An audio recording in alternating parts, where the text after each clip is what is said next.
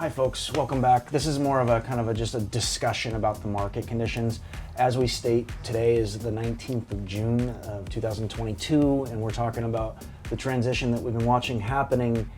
We've been watching this happen basically since right at the end of April, as we transition from a scorching hot seller's market into a much more balanced market, and what that means.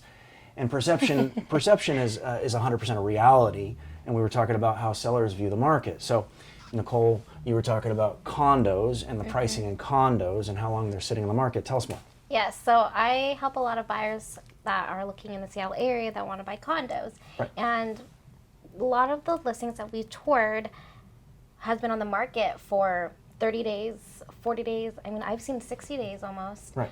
And we're not competing with a lot of people, but that's also giving my buyers chance to put an offer in, have inspection, have the title contingency, and even have time to review their resale certificate.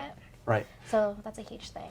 I've been noticing on condos also, to add to what Nicole was saying, is that more of the sellers are not ordering the resale certificate ahead of time. More of the management companies are requiring that they have a contract before they do the work on a resale certificate, because the resale certificate is only good for, I think, 30-day period, actually, if I recall. So one of the things about condos, and Nicole touched on it, is that resale certificate is pretty much the lifeblood of a condo, right? Knowing how much you're going to pay, basically what the budget is for the repairs coming up, maintenance schedule of what they're doing. All these things are located within that resale certificate. It talks about their reserves. So they have a reserve study that they have to have every 3 years for any condo complex, right? And that reserve study is so important to showing how well they're managing that asset.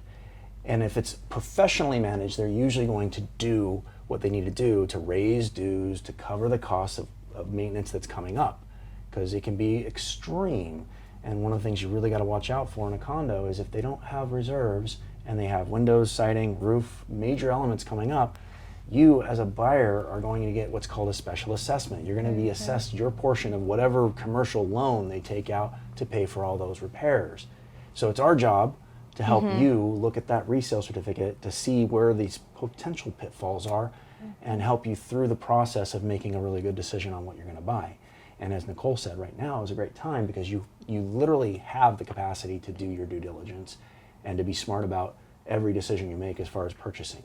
Okay? I think that's the best part of this market is people finally have the chance to do the due diligence on the houses that they want to put an offer in, which isn't something that we've seen for the last 1, maybe 2 years. Was no inspections. You needed additional money above appraisal. You needed all these extra forms to put extra cash down. People were pulling from stocks and everything just to have enough money to even get in the running of the other 30 offers they were competing against, because there was a review date on every listing, and so no agents would take any offers before that review date, because the idea was to get so many people competing against these one. There was so little listings because people were scared to list with the pandemic, and it was a ripple effect of nobody was listing because they didn't know where they would go, but the rates were so low, so we had more buyers than ever. And so it was 200, 300,000 over asking price, and people were writing 40 offers before they even got something, and the buyer fatigue was insane. So we're finally seeing now no review date on the listings, on a lot of the listings I'm seeing, which is actually a really good thing for us, because my clients would write 2 offers, but you know I'm pretty awesome. So. I usually only write 1. I think there's been one time that I didn't get it in 10 years. So and I was so mad. I'm like, this was the one that I didn't get. But it is really great that we're seeing not having the review dates on these houses, because then we might be the only offer in there. You might be able to put a contingency even on the sale of your home sometimes. But for sure, you can pretty much always bet that you'll get an inspection at least, which is, I mean, I can't believe there wasn't more lawsuits going on in the past with waiving inspection and financing and everything people had to waive to get in the last couple of years was crazy. I had buyers that went under contract this month, and they actually have 2% coming back to cover some of their loan costs provisions, help them buy their rate down. So a point is 1% of the purchase price, and that usually gets you a 1/4 point reduction in your rate. So you know, if you can get 2 or 3% coming back from the seller, that could significantly lower your your rate and allow you a much better monthly payment. And again, so there's ways that we can get around some of these high rate situations and high rate issues, right?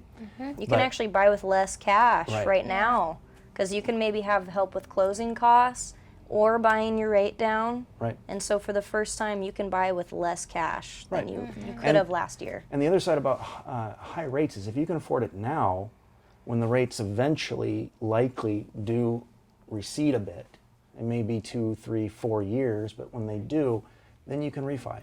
And you're going to be basically creating your own savings plan, because suddenly you're going to shrink that monthly, and you can put that extra money back towards principal and significantly and exponentially lower the amount of interest that you pay over the life of the loan. Yeah. There's all kinds of things that you can do. So, but we're here to help. I mean, this is what we do, sure. Yep. right? The And- market shifts. This is I think this is the third market shift in my career I've seen now. Yeah. And so I'm pretty confident on the fact that prices do continue up on the long term. There's only so many houses, and so many more people want to move here. Yeah, Than we really have houses for, which is why new construction is like, they're shuffling to get houses built because there's just not enough homes for people. Yeah, so the big takeaways from this conversation are, if you're thinking of selling, you really should do it now, because if the rates do go up higher, which they are likely, very, very likely going to, it shrinks the buyer pool. And It's we're like still, now or 3 years from now, pretty much. Or longer, actually, Yeah. with real estate cycles. So, now is a good time. And if you're buying, now is a good time for the same reason. The rates are going to go up. Take advantage of the rates being semi-reasonable and having leverage, and let us help you use that leverage to get the awesome place that you really want. And you think about the rental market around here, it's absolutely atrocious. Yeah. There's so much demand and so much competition on every rental. So, stabilize your housing costs. I once saw a stat, and this is an old stat, so forgive me, but the average homeowner is worth somewhere around $225,000, and the average renter is worth $5,000. So owning your own home allows you to stop having the up and downs of, a housing cost. Well, you're paying Stabilizes into it. your own asset that are. will continue up in equity Yeah. over time, and it's a long-term retirement plan, to be honest. It is. And own multiple properties. Become Yeah. a landlord. That's my goal. We can help you. So, okay. Yeah. But thank you for joining us for this discussion. And we'll be back with another one here soon. Thank you.